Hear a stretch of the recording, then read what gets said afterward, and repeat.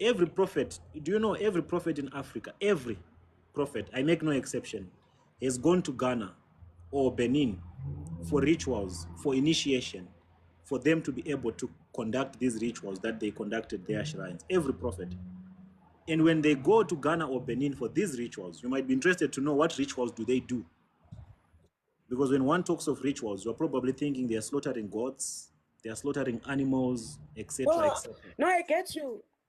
I like sometimes But I do watch these things and I see them let me where listen, listen where to they me. speak of those The false ritual that prophets. they actually do to get a small powers of darkness is called a submissive ritual. That's the main common one that every prophet has gone under through.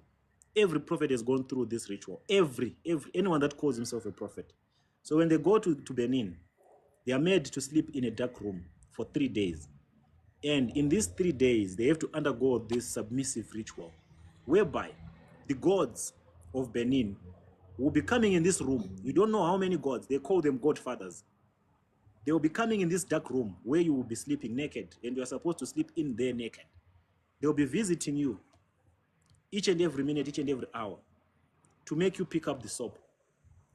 And every time they visit you, you have to pick up the soap. Every time they visit you, you have to pick up the soap. So this ritual is meant to make you submissive to them. And they believe by doing this pick up the soap ritual, they are actually transferring their powers to you. You know the pick up the soap ritual?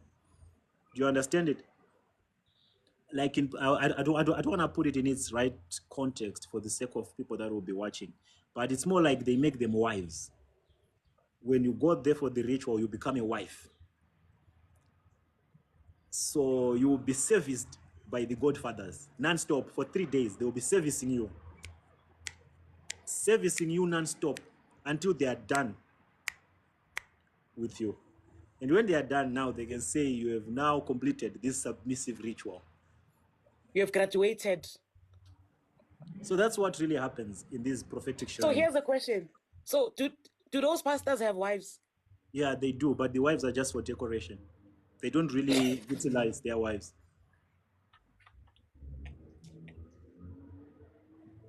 And yesterday I was talking to this other person. Um, um, how do you wake up with your wife in the same bed? They don't sleep in the same You bed. yeah, like okay. How do you travel with your wife from home to church? And then when you're about to preach, you greet your wife. You tell the congregants how beautiful she is. You see which okay, this person is acting up now. Listen, the whole concept of having wives, it's a cover up. They just use these decent wives. If you look at their wives, the wives are all decent, are all wife material. They are just there and there to just, look holy, to make the men look holy. But your prophets don't even spend time with their wives. They have their own private I don't say your prophets. Who's apartment. prophets? I mean, the ones that are watching. They spend more time in hotels. They actually stay in hotels or private apartments where they bring in girls non-stop. They spend most of their time with these hookup girls. They invite girls non-stop. And a day, an average prophet sleeps with more than 5 girls a day.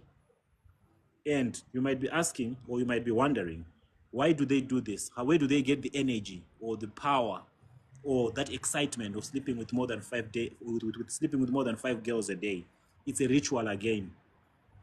So whenever they come back from Ghana, or when they come back from Ghana, they have to maintain the covenant that they made in Ghana by robbing young girls of their stars and their glory. And how do they do that? They make sure they sleep with them without protection. So every now and then, they are forever sleeping with young girls and corrupting the destinies of these young girls. All the young girls or all the women that have ever slept with a prophet, an African prophet, their lives ends immediately. They never proceed. They never live a meaningful life ever. That's how their destinies become thwarted or crushed. That will be the end of their entire existence. They'll still be alive, but walking dead. Because during this ritual, there's a transfer that happens. When they sleep with young girls, there's a transfer that happens. You, as a young girl, you think Papa likes you. He just wants to have you in comfort or just have intercourse with you. But what you do not know is When you are engaging with Papa, when you're sleeping with Papa, it's not Papa that you're sleeping with. You're sleeping with an entire demon. That's why they don't get tired of this ritual of sleeping with young women left, right, and center. So when you go there, you sleep with him.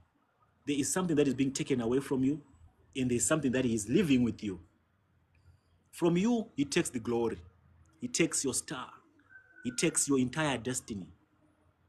And he leaves you with a vagabond spirit that he got from Benin when the godfathers were making him pick up the soap, when the godfathers were gang banging him. And women love men of God. Whoa. And what they walk away with is just I'm a saying, small and these money. young girls love this man of God. No, they don't love the men of God. You see, these men have serious spells. If you attend a prophetic church as a woman, you realize that the entire service you will be wet.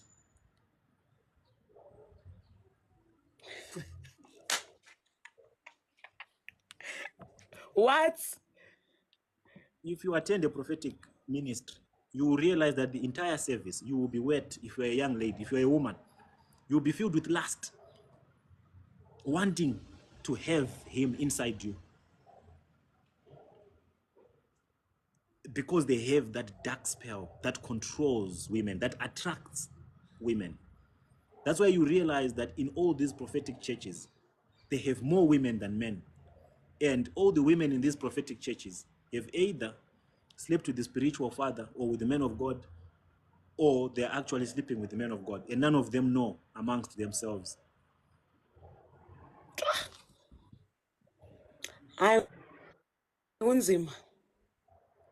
The closer you look, the lesser you see.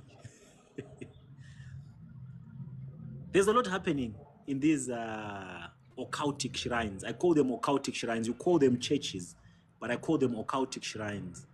A lot of young girls are being destroyed, destinies are being destroyed, and lives are actually being destroyed. So when I come out the way that I come out and I talk about these things, it does not sit well with people because they have believed this lie for a long time. They've believed in this falsehood for a very long time. So I come across as an enemy Keep to doing them. it, sir. I come across as an enemy to their beliefs. As someone who's sent by the devil. To them, I'm sent by the devil. Yet they do not know that I am their Moses. I'm here to deliver them. I'm here to set the captives free. But they are From Egypt, you are setting the captives free. they are way too indoctrinated, and they are deep in these occultic And they don't shrines. realize how blessed they don't realize how blessed they are to have someone like you to speak the truth. Yeah. It's only a matter of time. Truth By the truth is time they'll rare in this realize day it, and it will age. be too late. It You, is you very see, truth, expensive. ne, it is very rare in this day and age. Like the true gospel, it's very rare. And it's very expensive, but I'm giving it for free, but Imagine they still don't appreciate it. they must gift you. Okay, guys, it's time for gifting to all those that It's that are offering with me. time, blessing time. Time for you to leave your seeds and your offerings. I told you, my people are Yes. stingy. They low key love me, but when it comes to gifting, I don't even know what gifting is. But when it comes to gifting, they'll think 4 times, 5 times. But if they join another broadcast here with a false prophet blabbering, they will be throwing gifts like no man's business.